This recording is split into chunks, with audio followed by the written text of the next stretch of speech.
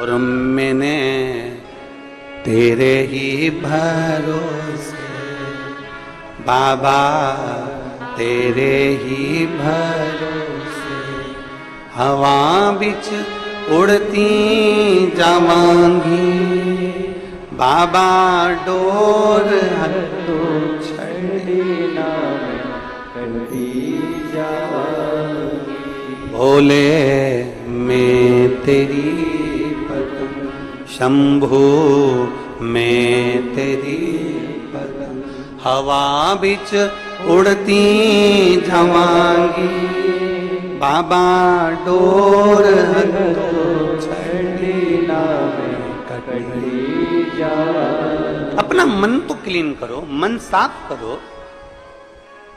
जरूर तुम्हारे शरीर से परमात्मा को कोई मतलब नहीं है, कोई मतलब, क्योंकि परमात्मा के पास में शरीर जाता ही नहीं है।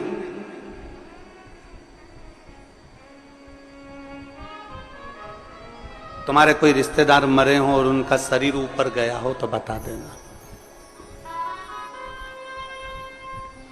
जिसने खूब बादाम खाई हो, हर हफ्ते ब्यूटी पार्लर गई हो,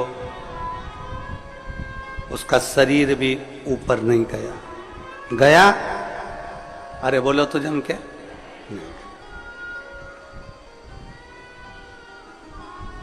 नहीं।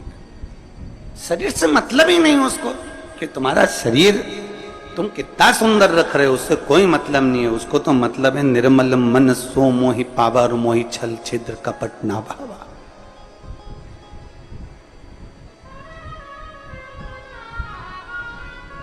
तीन चीजें हैं।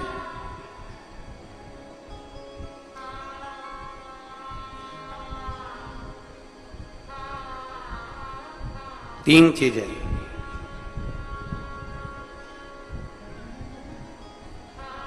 बचपन जो निकलता है वो लड़कापन में निकल जाता है।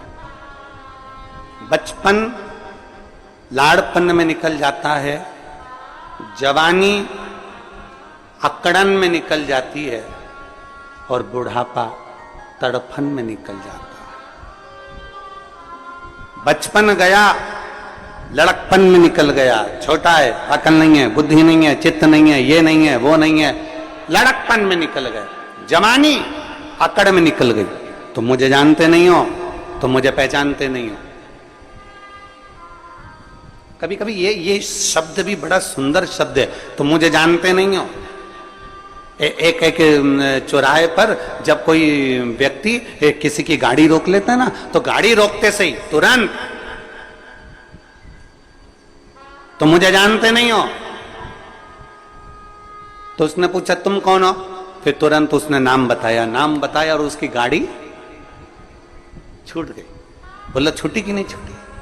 अरे जम के तो बोलो, छूट जाती है ना। नाम बताया उसने और उसकी गाड़ी छूटी।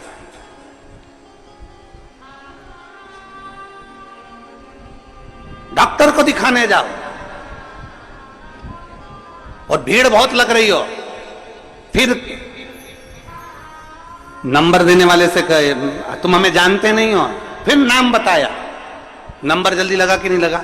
बोलो जम के तो बोलो, लग गया। जब गाड़ी पकड़ाती है और नाम बता देने से गाड़ी छूट जाती है, तो फिर अपने को भी ये बात अपने अंदर धारण कर रख लेना चाहिए कि गाड़ी को पकड़ा, नाम बताने से गाड़ी छूट गई। तो जब यमराज हमें पकड़े तो हमें भी शंकर का नाम बता देना है, तो हम भी छूट जाए। गाड़ी पकड़ी और नाम बताया तो गाड़ी छूट गई, तो क्या वो यमराज के सामने नाम बताओगे तो ना छूटोगे?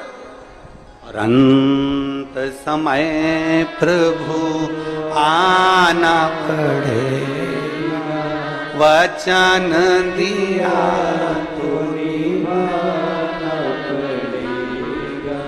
आए ना आए प्रभु कुटुंब कबीरा, अंत समय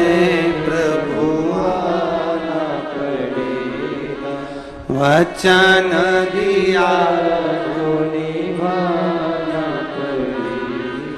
और अंत समय प्रभु वचन दिया। जब एक नाम बोलने से गाड़ी छोड़ दी जाती है तो उस परमात्मा का नाम लेने से श्री शिवाय नमस्तुभ्यं ओम नमः शिवाय नमः शिवाय। जब राम नाम, कृष्ण नाम, शिव नाम, परमात्मा का नाम हम जब लेते हैं तो वो यमराज भी छोड़ देता, छोड़ना पड़ता है।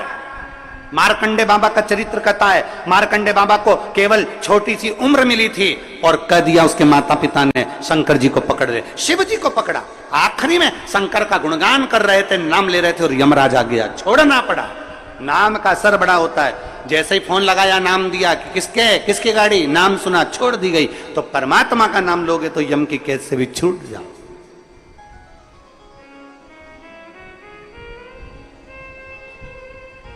बस नाम की मूलता को पहचान।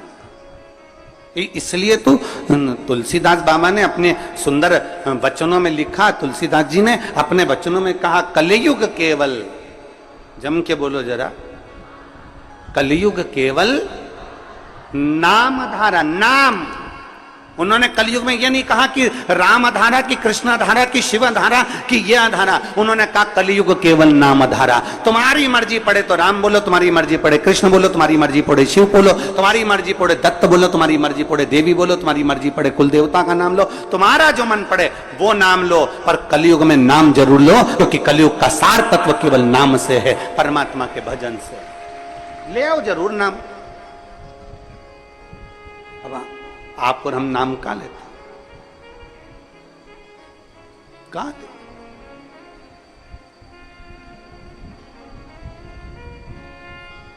एक पत्र है,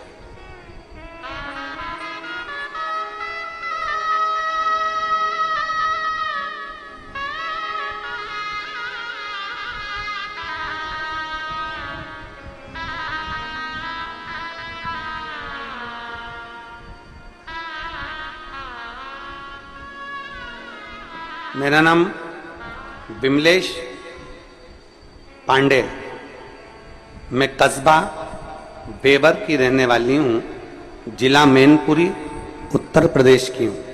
मेरा मोबाइल नंबर ये है, कहीं बैठी हो तो हाथ हिला सकती हैं।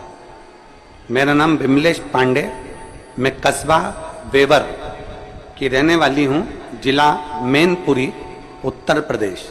कहीं बैठी हैं, हाथ हिलाओ। हाँ ठीक है, दिख गया। आ जाओ, एक बेलपत्र लेकर चले जाओ। मेरे पति की आंखों की रोशनी चली गई 2023 में। डॉक्टरों को दिखाते दिखाते कई महीने निकल गए और दोनों आंखों से दिखना बंद हो गया। पूरी की पूरी आंखें चली गई। डॉक्टरों से इलाज करवाया, ऐसा कोई डॉक्टर नहीं छोड़ा बड़े से बड़े हॉस्पिटल का, शहर का, जहां हमने इलाज ना करवाया। और डॉक्टरों ने कहा कि इसमें हमें लगता है कि नसें कुछ चोक हो गई, जिसके कारण बस देखने में नहीं आ रहा। दोनों आंखें चली गई, रोशनी पूरी चली गई, दिखाई देना बंद हो गया। अब करें तो करें क्या? तभी पहली बार आपकी कथा टीवी के माध्यम से श्रवण करी और श्रवण करने के बाद आपने कहा कि एक लोटा जल शंकर जी को चढ़ाओ और चढ़ा हुआ जल आचमन करो। हम उस जल को आचमन ना करते हुए हमारे पति की आंखों में कपड़े को गीला कर वो आंखों पर लगाना प्रारंभ कर दिया। मंदिर से एक बेलपत्र लेकर आते, उस बेलपत्र को पति को खिला देते, जल पति की दोनों आंखों में पट्टी जैसा लगाना प्रारंभ करा। जब डॉक्टरों ने कह दिया इसका कोई भरोसा नहीं है कि कब आएगी, और हमने फिर भगवान शंकर पर भरोसा करना प्रारंभ करा। 1-1.5 महीने तो आंखें नहीं आई, 2 महीना निकल गए, आंखें नहीं आई। तब हमने शिव के मंदिर जाना नहीं छोड़ा, पशुपति व्रत करना नहीं छोड़ा, और बाबा का क्या गुणगान करूं गुरुदेव। फिर हमने विचार करा कि आंख की रोशनी तो आ ही नहीं रही।